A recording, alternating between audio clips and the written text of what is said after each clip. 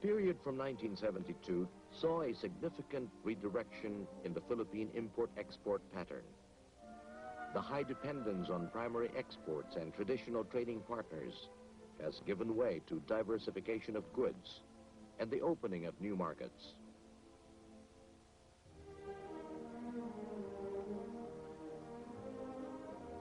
Major economic reforms paved the way for the improvement of the investment climate. Gross domestic capital formation has grown annually since 1972 by more than 15%. The expansion of foreign investments has enabled the generation of financial resources to meet the capital requirements for growth.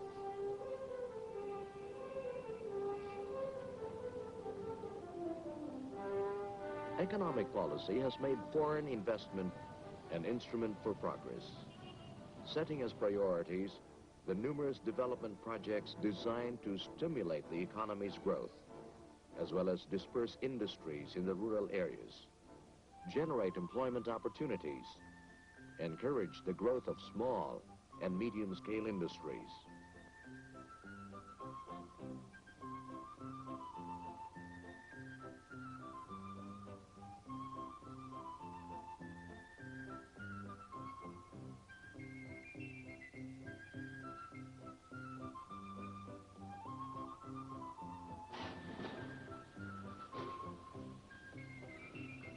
Recognizing the benefits of industrialization, emphasis has been laid on the development of new manufacture exports and on locating industries in various regions, especially through the creation of export processing zones.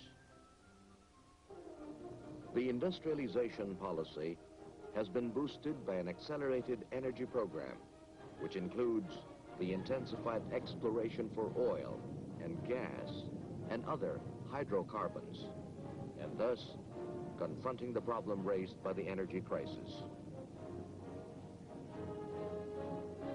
New coal deposits, such as those in the island of Semirara, have yielded new possibilities for energy sources.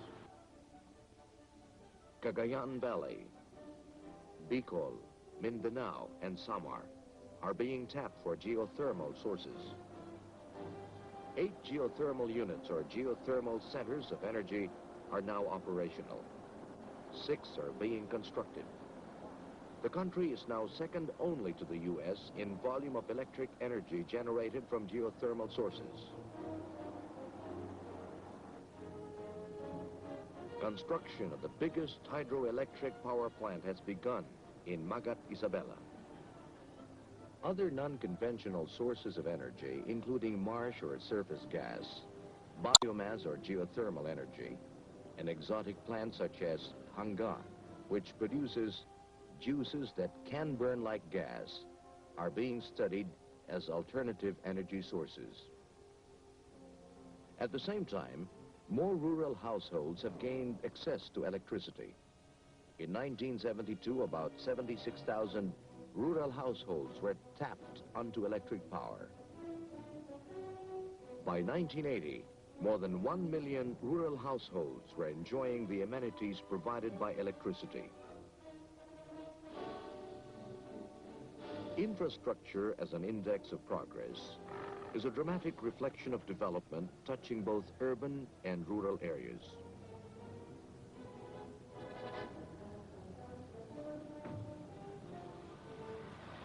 A network of highways, bridges, and ferries link the archipelago from north to south.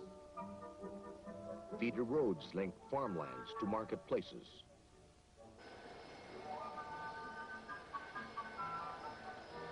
Improved port facilities have eased travel and transport by air and water.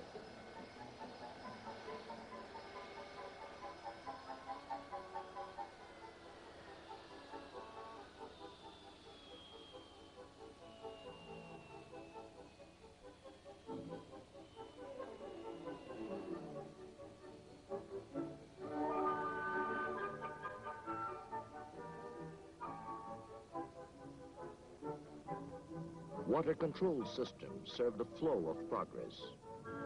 Dams provide hydroelectric power, and make fields more productive through irrigation. No single act of the Marcos presidency has had more far-reaching impact and popular acclaim than its decision on September 26, 1972, to declare the entire country a land reform area.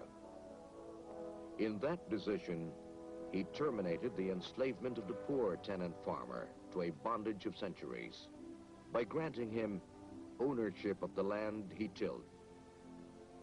Ownership has not only meant a new dignity, but has also made the small farmer a productive and useful member of society. In line with agrarian reform, the president has propelled the country toward a revolution in agriculture. Self-sufficiency in rice is one shining symbol of the massive increments in agriculture and livestock production.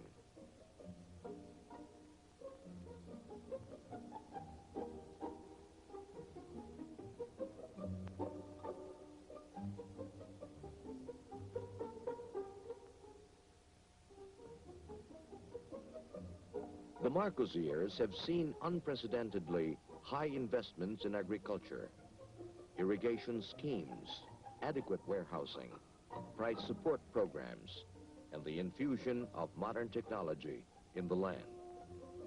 The continuing improvement of agriculture remains a critical goal in the nation's 10-year development program.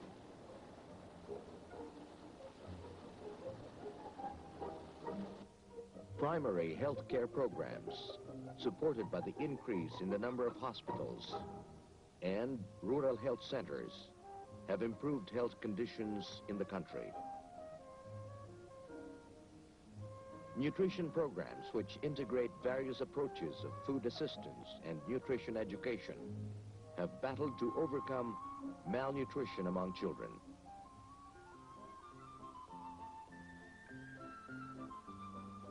Non-formal education has opened up new horizons for the illiterate and out-of-school youths.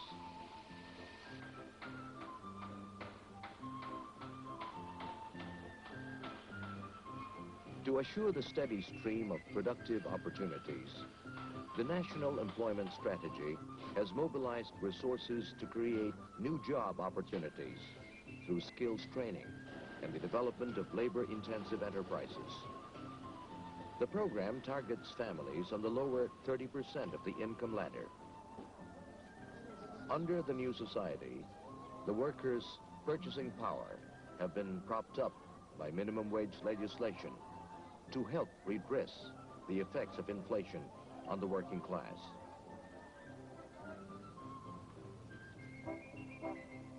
A new labor code was promulgated, which joined together management and labor with government in a tripartite conference for the settlement of issues, thus assuring industrial harmony to allow economic growth.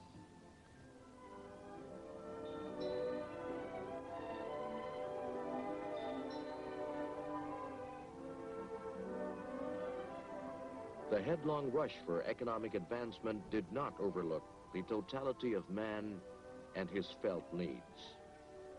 Along the political and economic revolution, the new society launched a revolution in human settlements, awakening Philippine communities to an awareness of their potential as self-sustaining units of society, aided by a concerned and caring government.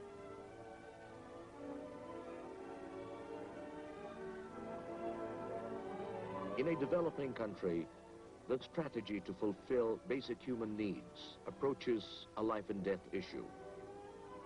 The government has boldly dramatized commitment to its citizenry with the creation of the Ministry of Human Settlements in 1976 and the Metro Manila Commission under the leadership of Mrs. Imelda Romualdez Marcos.